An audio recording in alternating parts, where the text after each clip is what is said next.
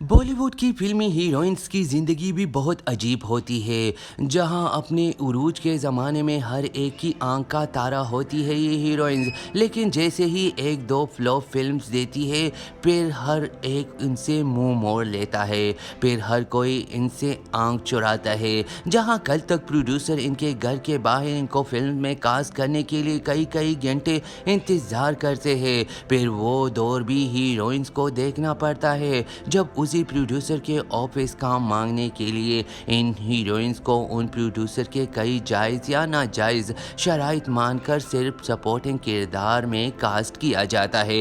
यही हकीकत है और ये हकीकत तब माननी पड़ती है जब हम माजी पर नज़र दौड़ाएं। हेलो दोस्तों and welcome to repeat reviews. दोस्तों, अगर वीडियो पसंद आती है तभी आप लाइक और शेयर ज़रूर किया करें और मेरा यूट्यूब चैनल ज़रूर सब्सक्राइब करें और बेल आइकन को दबाना बिल्कुल भी ना भूलें, क्योंकि आने वाली वीडियोस की नोटिफिकेशन आपको बआसानी मिलती रहेगी।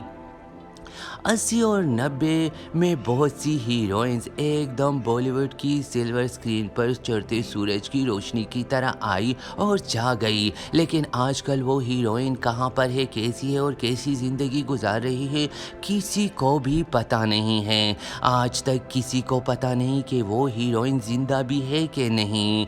हम बात करेंगे उन्हीं दौर की एक ख़ास हीरोइन के बारे में। जी हाँ, सोनम। सोनम का नाम भी उन लकी हीरोइंस में शामिल है जिसकी पहली फिल्म से ही उसने कामयाबी की एक नई सीढ़ी देखी। सोनम की खूबसूरती और टैलेंट ने जहां फिल्म इंडस्ट्री में उसे खुशामदीद कहा, वहाँ उसकी शख्सियत ने भी उसकी कामयाबी में नुमाया किरदार अदा किया।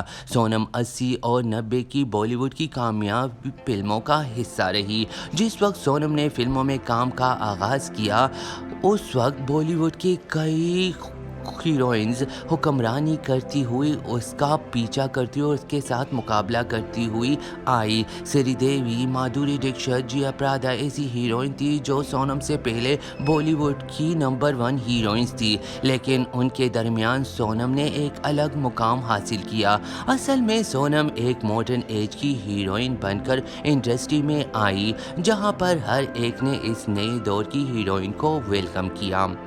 सोनम कई कामयाब फिल्मों का हिस्सा रही और कई मशहूर गाने उन पर पिक्चराइज हुए। सोनम ने वो तमाम कामयाबियाँ देखी जो एक कामयाब हीरोइन देखती है। सोनम पर बेतहाशा गाने पिक्चराइज हुए, लेकिन त्रिदेव का गाना ओए ओए ने जो शोहरत सोनम को दी, ऐसी शोहरत गिनी चुनी अदाकारों को ही हासिल है। बॉलीवुड में माधुरी दीक्षित को जहाँ गाना 1 2 3 की वजह से शोहरत मिली, वही सोनम को ओए ओए से वही शोहरत मिली, लेकिन सोनम की किस्मत को शायद कुछ और ही मंजूर था और उसकी किस्मत में कुछ और ही लिखा गया था। शोहरत और कामयाबी का ये सफ़र बहुत ही कम अरसे के लिए था।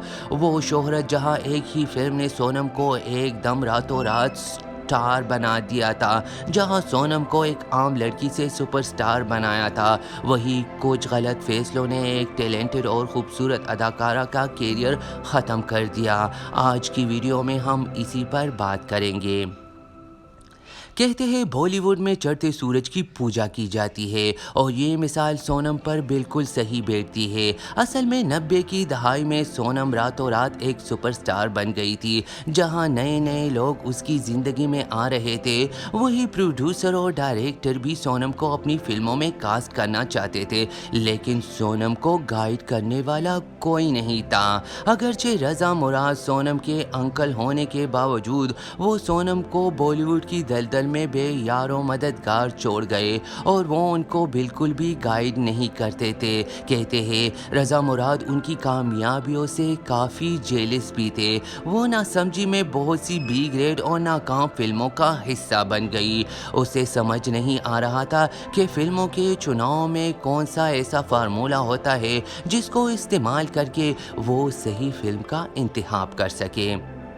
उसी दौरान सोनम की कामयाब फिल्म त्रिदेव के डायरेक्टर राजीव राय सोनम को हर तरह की मदद के वादे देकर उसके साथ देने आए। राजीव राय ने सोनम को यकीन दिलाया कि वो सोनम के लिए दिल में एक ख़ास जगह रखते हैं और वो सोनम की कामयाबियों की ऊंचाइयों पर देखना चाहते हैं। वही सोनम को भी किसी ऐसे ही गॉडफादर की तलाश थी जो उसके साथ मुखलिस हो। बहुत जल्द ये दोस्ती प्यार में बदल गई। राजीव राय ने सोनम के साथ वादा किया कि वो सोनम को न सिर्फ शादी के जोड़े में देखना चाहते हैं बल्कि वो सोनम को अपनी हर फिल्म में एज ए हीरोइन भी कास्ट करेंगे। असल में वो चाहते थे कि वो सोनम को अपनी फिल्मों में सिर्फ मेन लीड किरदारों में कास्ट करे। इसी दौरान सोनम एक अंडरवर्ल्ड डॉन की धमकियों से भी उस दौर में बहुत ही ज़्यादा परेशान थी और उसके पास राजीव राय पर भरोसा करने के अलावा और कोई रास्ता भी नहीं था। और राजीव राय ने भी उसे यही यकीन दिलाया था कि वो सोनम को दिल से चाहते हैं, इसीलिए उसके साथ शादी करना चाहते हैं। और शादी के बाद वो सोनम को 3 बड़ी फिल्मों के साथ रीलॉन्च करेंगे। जल्द ही इन दोनों की शादी हो गई। शादी के बाद दोनों हंसी खुशी जिंदगी गुजारने लगे, लेकिन ये हंसी खुशी की जिंदगी ज़्यादा अरसे तक कायम नहीं रह सकी। राजीव राय ने सोनम से किए गए वादे के मुताबिक सोनम को फिल्म विश्वात्मा में एक अहम रोल में कास्ट तो कर लिया, लेकिन मल्टी कास्ट फिल्म होने की वजह से सोनम इस फिल्म में कहीं गुम ही हो गई और किसी ने भी सोनम को इस फिल्म में नोटिस नहीं किया। इस फिल्म ने एवरेज बिजनेस किया और इस फिल्म की वजह से सोनम को कोई फ़ायदा भी नहीं हुआ।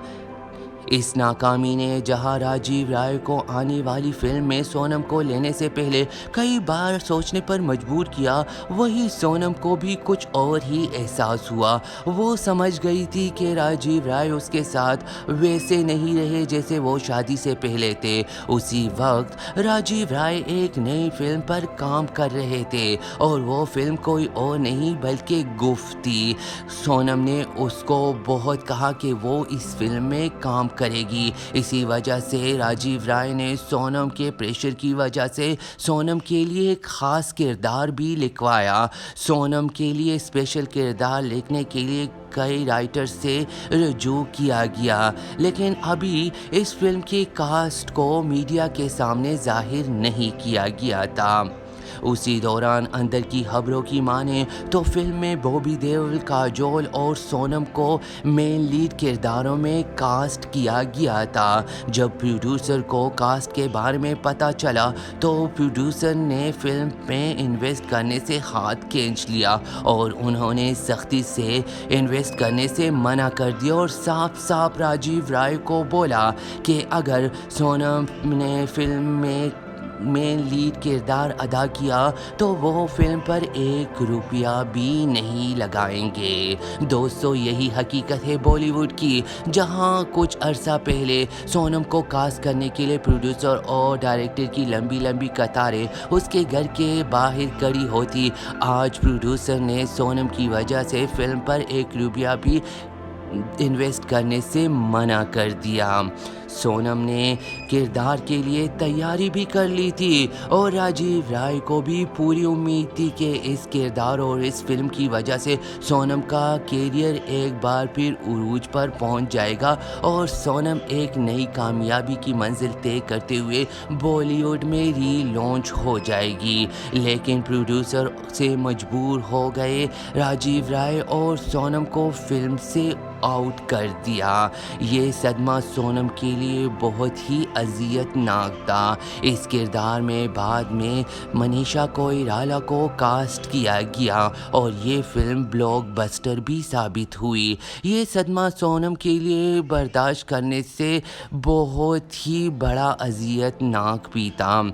इसी की वजह से जहां सोनम जहनी तकलीफ से गुजरी, वही उसकी निजी ज़िंदगी पर भी इसका बहुत असर पड़ा और फिर उसने ये फैसला किया कि इसके बाद वो राजीव राय तो क्या किसी भी प्रोड्यूसर डायरेक्टर की फिल्म में काम नहीं करेगी। सोनम ने सिर्फ खूबसूरत टैलेंटेड एक्ट्रेस थी, बल्कि वो एक मशरकी बीवी भी थी, और मशरकी बीवी होने के नाते वो अपने घर को ही संभालने पर पोकियत दे रही थी। वही फिल्मी पर्दे पर एक बोल्ड किरदार अदा करने वाली सोनम घर में एक मशरकी बीवी भी बन गई, और वो शोहर और बच्चों का ख्याल रखती थी। जहां बहुत अरसे तक उसने राजीव राय के साथ सिर्फ और सिर्फ अपने बेटे के लिए कंप्रोमाइज़ किया, आखिर जब उसका बेटा बड़ा हुआ और वो समझ गया कि वो अपनी माँ को और तकलीफ़ में बर्दाश्त नहीं कर सकता, तो उसने सोनम को समझाया कि वो इस अजियत भरी ज़िंदगी से छुटकारा हासिल कर ले, और अपने बेटे की वजह से सोनम ने राजीव राय से अलहदगी इख्तियार कर ली और उसने दूसरी शादी कर ली। और आज सोनम अपनी दूसरी शादी से काफ़ी खुश भी है। उसने मोराली पोडवाल से दूसरी शादी कर ली है और वो मुंबई में रिहाइश पजीर है। दोस्तों, सोनम के बारे में आपको उसकी निजी ज़िंदगी और करियर के बारे में जानकर कैसे लगा? ये वीडियो मैं शेयर कर रहा हूँ अपने एक बहुत ही ख़ास सब्सक्राइबर के लिए और फ़ैन के लिए, जिसकी वजह से मैंने ये स्पेशल वीडियो बनाई। मुझे उम्मीद है आप सबको और मेरे स्पेशल सब्सक्राइबर को ये वीडियो ज़रूर पसंद आएगी। अगर वीडियो पसंद आई हो तो लाइक और शेयर ज़रूर करें, और प्लीज़ मेरा यूट्यूब चैनल ज़रूर सब्सक्राइब करें और साथ साथ बेल आइकन को भी दबाएं ताकि आने वाली वीडियोस की नोटिफिकेशन आपको बआसानी मिलती रहे।